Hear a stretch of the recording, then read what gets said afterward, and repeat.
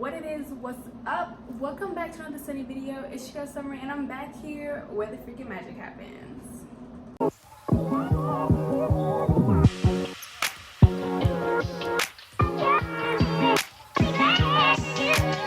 Okay guys, thank you for tuning back into my channel. Make sure you like, comment, and subscribe so that way you don't miss a video and you can stay in tune with me.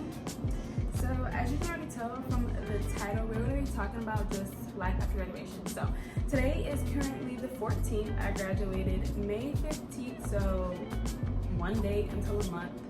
And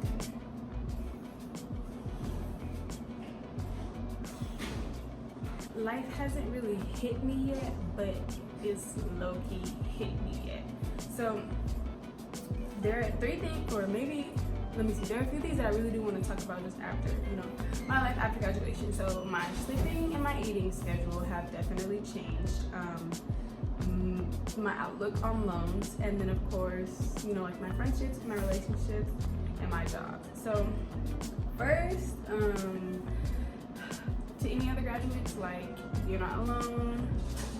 Everyone goes through changes. I haven't fully, I thought I was gonna cry on graduation day, but I didn't. And I haven't fully adjusted to like not being on campus, not being on my friends, because we still talk so much. But you're not alone, like, you just have to find ways to adjust to changes. So my sleeping and my eating schedule have changed tremendously. Astronomical! Back when I was at school, we had the MSC, and we had morning, lunch, like breakfast, lunch, and then dinner. So we always had specific times and when we would go. So I wasn't really tripping on what time am I gonna eat, because it was kind of like muscle memory. Like, okay, at 8 I go to breakfast, at 12 I go to lunch, at 5 I go to dinner. So that was already set for me.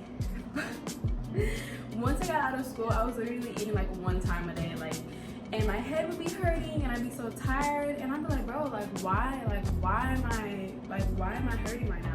Why, what is wrong with me? And I'm like, dang, it's 6 o'clock and I literally have only eaten one meal. So yeah, so my eating schedule is definitely ridiculous.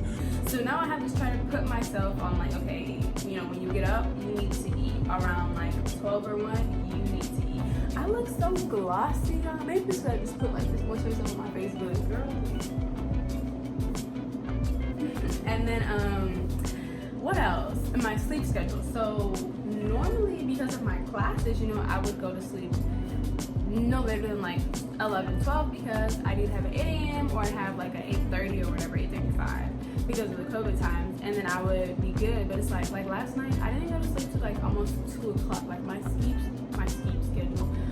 sleep schedule is torn apart, So, and then I still get up early, but I'm tired throughout the day because I haven't gotten enough sleep. So now I feel like I'm gonna have to start putting myself on a go to bed at 10 o'clock schedule, because it's just it's getting out of control. So my sleep schedule and my eating schedule have definitely changed. So if you start to realize that it's changing, try to catch it before it's too late, because one of these days I'm probably going all day without eating and I didn't realize. So second thing that really kind of hit me was my loans. So my Nana has been helping me with financial literacy and how to properly approach my loans and everything like that. But being that I'm not working, they've been kind of targeting me. So and they quote unquote say you have 6 months or whatever before you have to pay it back. And then you have all the interest that piles up. It's just ridiculous. So if you have someone in your family who is financially smart, who can help you efficiently get it down, be that you're always going to have interest, I would definitely say try to work on that early, because if I would have known more about my loans or whatever, I could have started paying it.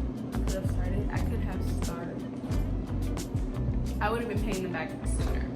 But since I did not know, or I was just, it was just going right over my head, You know, now I have to figure out a plan to pay it back. And I do have loan forgiveness and all these types of things, but there are, you know, pros and cons to it and all types of whatever. So that's another thing, just like me being aware of my loans and stuff is really just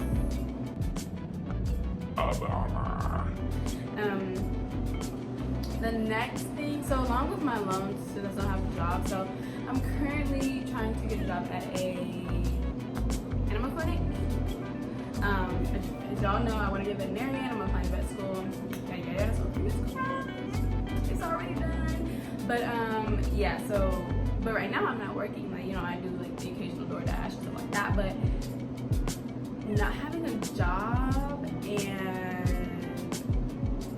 you have loans and you're trying to figure things out, like it's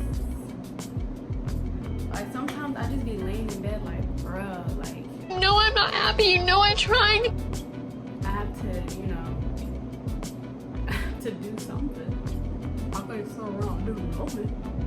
So finding a job, especially, you know, if you're like for some people's profession or if they want to do it, is really saturated. So it's a lot harder. You have to stand out a lot more to get a job. So like, I would suggest if you don't already have something lined up, try to get something lined up. Like I literally sat down like one Monday and applied to like 10 different clinics, and within like a week I got a call back, and I got 2 callbacks and 2 interviews. So, you know, girl, you gotta do what you gotta do. Boy, you gotta do what you gotta do. So definitely finding a job fresh out of college, it can be frustrating because you don't want to get like a fast food job or just a regular job that's not going to go towards your career, because you want to be in your career. So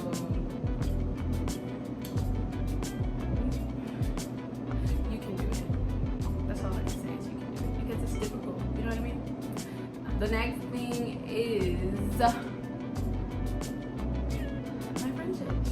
So two of my best friends live in the Houston area. 2 girls that I have been rooming with live in the Dallas area. 1 girl lives in Killeen. 2 of my other friends live also in the Houston area, and then 1 lives in Missouri. So we're all scattered apart, and even though like they're in Houston, the Houston area, you have Katy, you have Cypress, Fairfield, all that stuff like that. And in Dallas, you have Uptown, freaking Deep Ellum, freaking Carrollton, you know, like there's just a lot in Dallas. So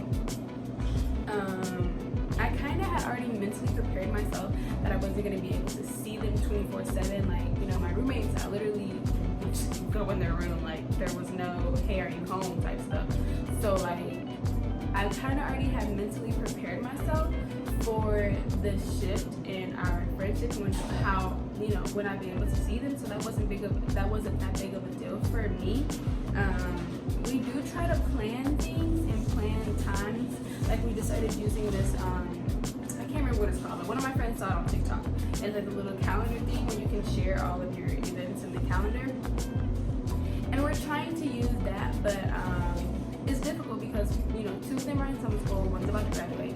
I'm in an internship, 1's going to Washington, 1's going back to the Army, 1's in nursing school, 1's moving to Atlanta for EMT. Like, it's just, we're all over the place, so it's kind of like, we know we're not going to be able to hang out, but it's just the thought, you know, that we're planning something to give us a little bit more of a comfort, and, you know, it just makes it better. So one thing I would say, especially if you know that your friend group is scattered across different states or different cities, is just mentally prepare yourself for the change that's going to happen, because you're not going to be able to see them 24/7. Like, I'm okay with not seeing my friends 24/7. You know, sometimes we FaceTime. I mean, we're all in a group text, so we group text a lot. But I definitely think that preparing myself for that switch helps me out a lot more than I thought it would. You know, get used to that fact that you're starting your life and they're starting their life. You know what I'm saying? And we all push each other to keep doing what we're doing. Like, we're not deprived or stressing out that we can't see each other, because we want, in my friend group at least, You know, we all want each other to be thriving and successful in our careers, so that way in our 30s, like, we just travel and like that's what we want to do. So I think just mentally preparing yourself for that graduation to real world life is really, really helpful. I think it's helped me so much, because like it's killer, y'all. Like, it happens, you know, you graduate. And I sometimes I think back on the memories and I'm like, dang, like I will never be able to relive this moment, you know, I will never be able to go back to this moment. And it's okay. It's okay. I haven't cried yet. I thought I was gonna cry, but I haven't cried yet. So if you need to cry, cry. Sometimes I get sad. I'm like, dang, bro, like just thinking back to all the memories. And it's like you get put into this world when you're in college. And then as soon as you graduate, you have to enter a whole new world, you know what I'm saying? And God forbid you're first gen, you don't know anything about entering the new world. So that's first gens, I'm first gen. So congratulations for breaking the cycle for one. So yeah, definitely make sure you monitor your eating and your sleeping schedule. This is just things that's happened to me post-grad, 1 month post-grad. Eating and sleeping schedule, just learning more about your loans and how to pay them back, and your relationships and your friendships, you know, just prepare yourself for the change. And then your job, like if you can find a job, if you know already have something set before you graduate, that's great. If you can find something after you graduate, that's great too. But as long as you know you're trying your hardest to put yourself in the best position for your future, you know what I'm saying? Like I hope you guys are taking like the graduation life, especially HBCU grads, because most people who graduate from HBCUs, specifically my people of color, we go into these environments, these environments where we're not well represented, and it kind of, you know, that I can't think of what it's called, but some type of shock or some type of shell shock you get into. So I would definitely say, like, prepare yourself to become the minority, because if you don't, like, you will be miserable. Like I have prepared myself that I might be the only black person in med school, and that's okay. Like, that's okay. I prepared myself. So definitely HBCU grads really need to take care of yourself, because we live in a world that's not dominated by us. You know what I mean? So, but I'm not gonna get into the whole racial aspect or whatever. That's gonna be for another video. But sleeping and eating, loans, jobs, and your friendships, okay? But most importantly, just mentally prepare yourself for the change. That's all. Ain't nobody told me it was gonna be this hard. But that is it for today's video.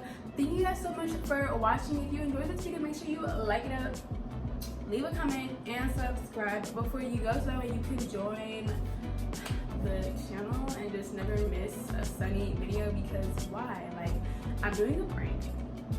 I don't know what prank I'm doing, but I told y'all last video I was doing a prank, and this video is not a prank, but I'm gonna do a prank. I'm not lying. I promise. It's coming this month. I promise. Prank wars is on and popping. I will see y'all in the next prank video. Sun Rai is out. Bye.